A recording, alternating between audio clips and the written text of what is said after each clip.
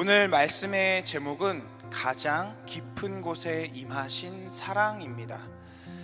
오늘 말씀의 주 등장인물은 바로 남유다의 아하스 왕입니다. 이 아하스 왕의 평가는 어떨까요? 그냥 쉽게 읽으면 전쟁에서도 이기고 무엇인가 제사를 드린다라고 해서 선하고 하나님께 축복을 받는 자로 우리가 잘못 생각을 할 수가 있습니다. 그러나 성경에서 이 아하스 왕의 평가는 악하고 악한 왕으로 평가를 하고 있습니다. 오늘 16장 그 전에 15장에서 많은 왕들이 등장을 합니다.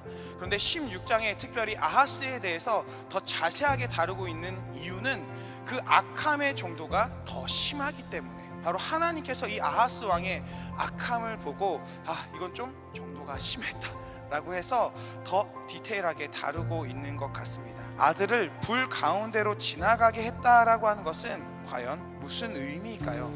바로 자신의 아들을 이방 신에게 인신 제사를 드렸다는 말입니다. 아들을 불태워 죽일 정도로 우상 숭배에 빠져 있는 왕이었습니다.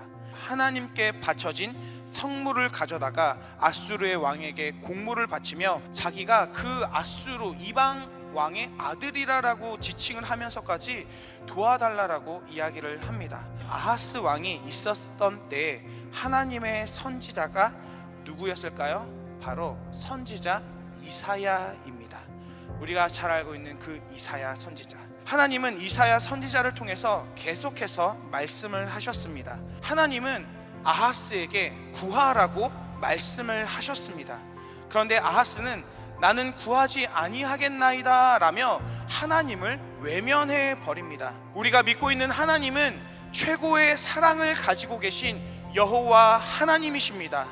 가장 철저하게 실패하고 타락하고 하나님을 떠나 우상 숭배하는 그 가장 죄악이 깊은 그곳에서 하나님은 최고의 사랑으로 우리를 향한 하나님의 사랑을 확증해 보여주신, 몸소 그 사랑을 행하시고 실천하신 사랑의 하나님이신 줄로 믿습니다. 하나님은 우리를 이렇게까지 사랑하셨습니다. 아하스 왕처럼 도움이 필요할 때만 하나님을 찾고 어려운 일이 있을 때에만 하나님을 의지하는 모습을 보이고 있지는 않은가? 하나님이 과연 나를 보시며 무엇이라고 말씀을 하실까? 제 자신을 돌아보게 되었습니다. 어려움의 깊은 데에 있을 때에도 구하고 하나님의 은혜와 평강으로 높은 곳에 있을 때에도 구하라고 말씀하시는 줄로 믿습니다. 아하스 왕처럼 자신의 유익만을 위해서 세상의 것을 구하는 것이 아니라 하나님을 구하시기를 바랍니다. 우리가 가장 죄악으로 깊이 빠져있는 그때에 헛된 우상에게 자신의 아들을 바치던 그때에 하나밖에 없는 독생자를 우리를 위해서 내어주신 그 여호와 하나님을 구하시기를 바랍니다. 그 사랑의 하나님을 내가 전심으로 사랑할 수 있도록 구하시며 부르짖어 기도하시기를 바랍니다. 하나님은 이미 우리를 향하여서 모든 마음의 문을 여시고 구하는 자에게 아끼지 아니하시고 허락하여 주시는 사랑의 하나님이신데, 우리가 아하스처럼 필요할 때만 엽죽고 구하고 있지는 않습니까? 하나님이 나에게 말씀하시려 하는데 내가 필요한 말만 하고 그냥 기도를 마치고 일어서지는 않으십니까? 하나님은 가장 깊은 곳에 임하신 최고의 사랑으로 우리에게 오늘 말씀 가운데 보여주셨습니다.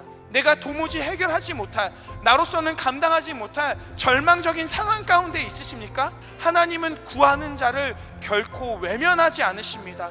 하나님은 구하는 자를 긍휼히 여겨주시는 하나님이신 줄로 믿습니다. 그 하나님을 구하시고 만나시는 이 새벽의 시간이 되시기를 간절히 축복합니다.